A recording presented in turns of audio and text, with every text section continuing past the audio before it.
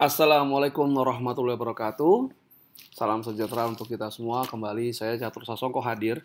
Kali ini mempresentasikan soal dan pembahasan pilihan berganda materi bab 3 dari buku Pengantar Akuntansi 1 berbasis IFRS karangan Wegan, Kimmel, dan Kieso.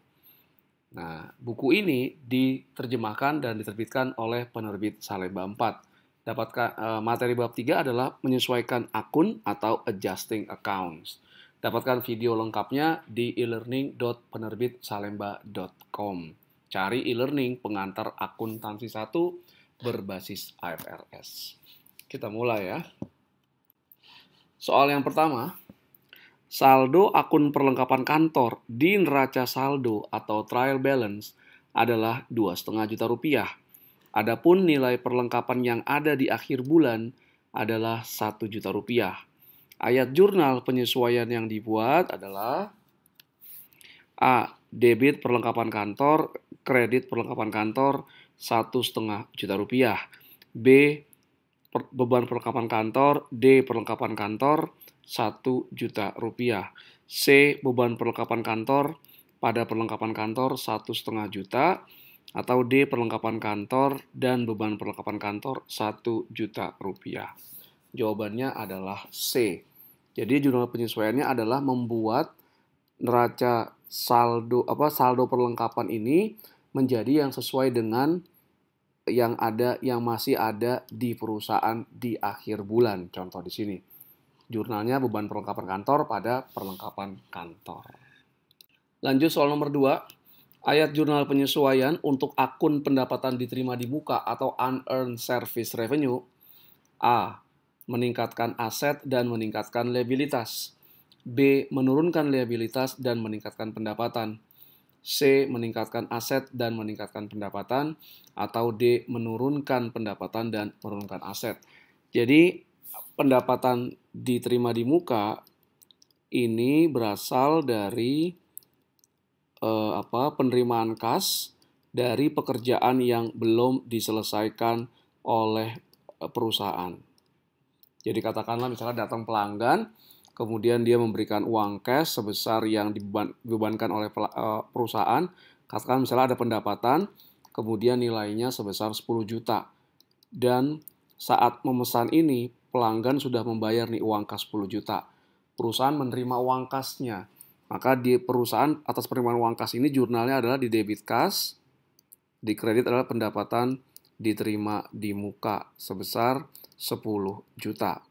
Nah, pendapatan diterima di muka ini itu adalah liabilitas. Ya, dia liabilitas karena perusahaan sudah memperoleh uang tapi belum bekerja. Jadi perusahaan punya liabilitas, punya kewajiban untuk menyelesaikan pekerjaan yang diselesaikan yang diorder oleh pelanggan. Nah, saat pekerjaan telah diselesaikan, maka pendapatan diterima di muka ini akan didebit.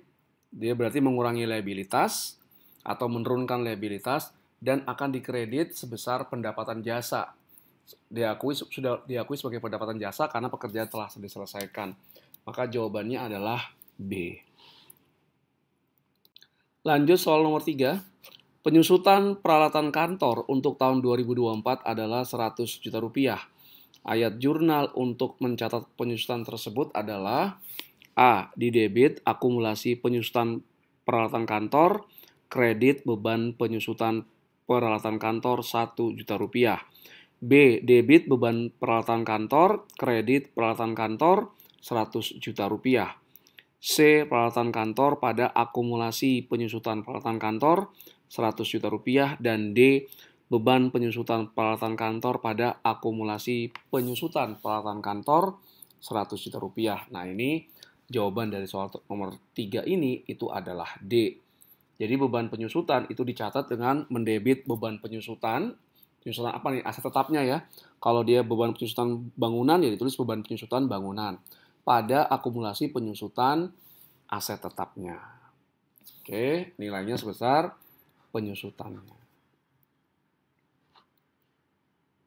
Lanjut soal nomor 4. Total gaji pegawai PT ABC pada 30 Juni 2024 adalah 200 juta rupiah.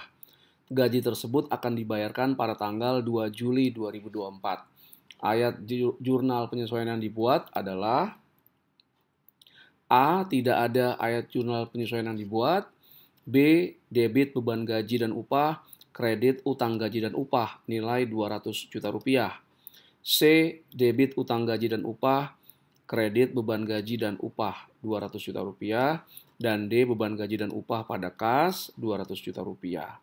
Nah, ini ada gaji per 30 Juni 2024 adalah 200 juta. Pembayaran gajinya baru akan dilaksanakan tanggal 2 bulan berikutnya.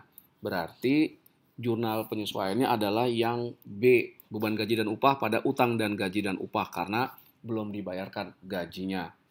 Nanti saat tanggal 2 baru dibayarkan gajinya.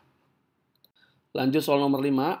Ayat jurnal penyesuaian atau adjusting entries dibuat untuk memastikan bahwa A. Beban diakui pada periode terjadinya. C. Pendapatan diakui saat pekerjaan telah diselesaikan. C. Laporan keuangan memiliki saldo yang benar pada akhir periode akuntansi. D. Semua jawaban benar. Nah, jawaban soal nomor 5 ini adalah D. Jadi A, B, dan C benar. Ayat jurnal penyesuaian dibuat untuk memastikan bahwa beban diakui pada periode terjadinya bukan saat uang kas dikeluarkan.